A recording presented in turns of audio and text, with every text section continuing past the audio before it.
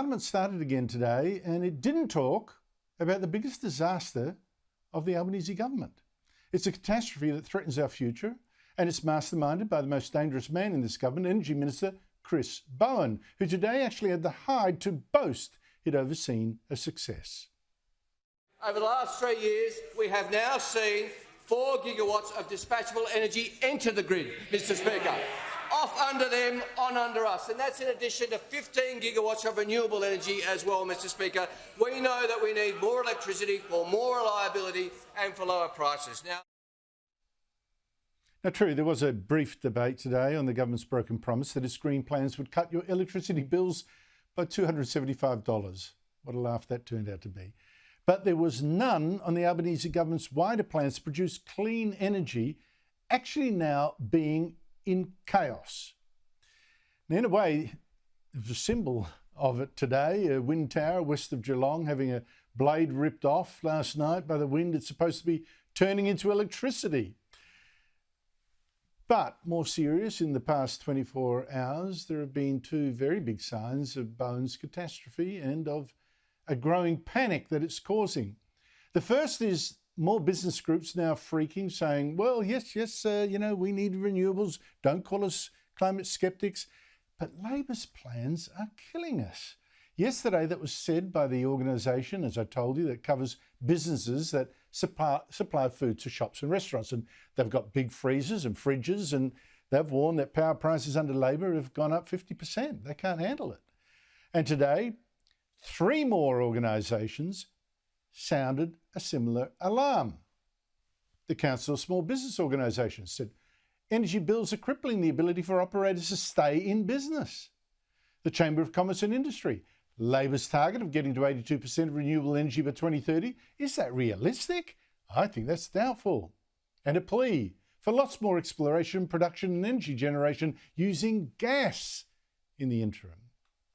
And the Master Plumbers also warning against the government's target. Setting rigid targets without ensuring reliable baseload power could lead to price volatility and supply issues, i.e. you won't have much of it and it'll cost a bomb.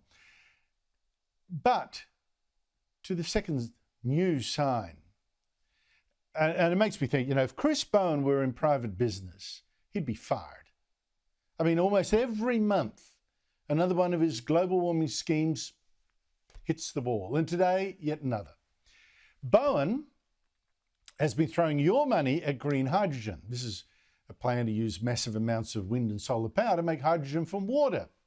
It's never been proven at scale anywhere. Costs horrendous. Yet Bowen kept claiming that this would be the miracle gas that he said was essential to making us a world energy superpower. Our green hydrogen future is fundamental to that clean energy future. And it was barely a year ago that Bowen claimed that Australia, in fact, now had the biggest pipeline of hydrogen projects in the world.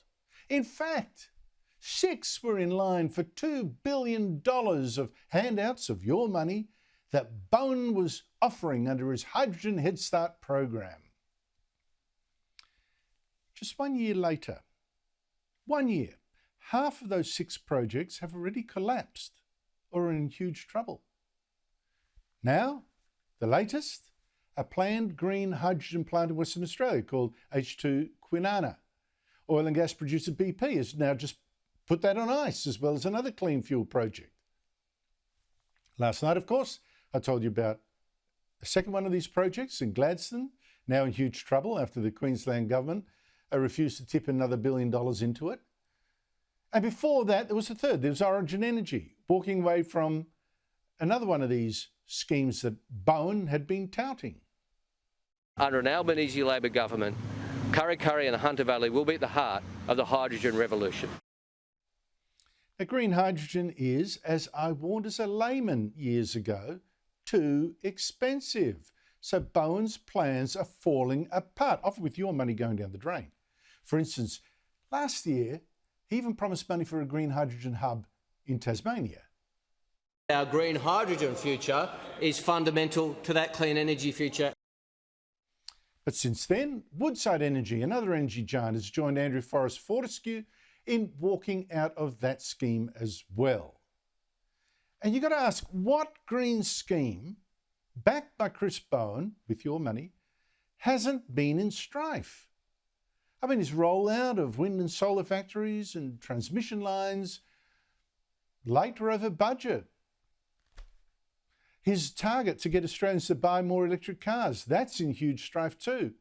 He's also had to drop his target of having electric cars make up 89% of new cars sold by the end of this decade. Sales, in fact, are way down. The pumped hydro scheme, snowy, also way over budget and too late. Everything Bowen touches seems to turn to rubble. Like it's promised to cut your electricity bills by $275. As you see, they've instead gone way up. Or it's promised to run the new Kurri Kurri gas plant on green hydrogen. The plant operators told them, impossible. In fact, I've got to say, it's almost comic now to see how fast Chris Bowen's schemes can fall over. I think the record was set last August, actually. Bowen said he'd give Ampol $100 million of your money to build 200 new charging stations for electric cars by the end of the year. It took only 2 weeks before Ampol admitted, well, in fact, this is technically impossible without a massive upgrade of a power system. Swear to God. And it goes on and on. This is an absurd record of failure. How can anyone so incompetent, so blinded by global warming ideology, be in charge of your power supply? And this man, I've got to say it again, this man must be sacked before our electricity system is destroyed by his crazy plans.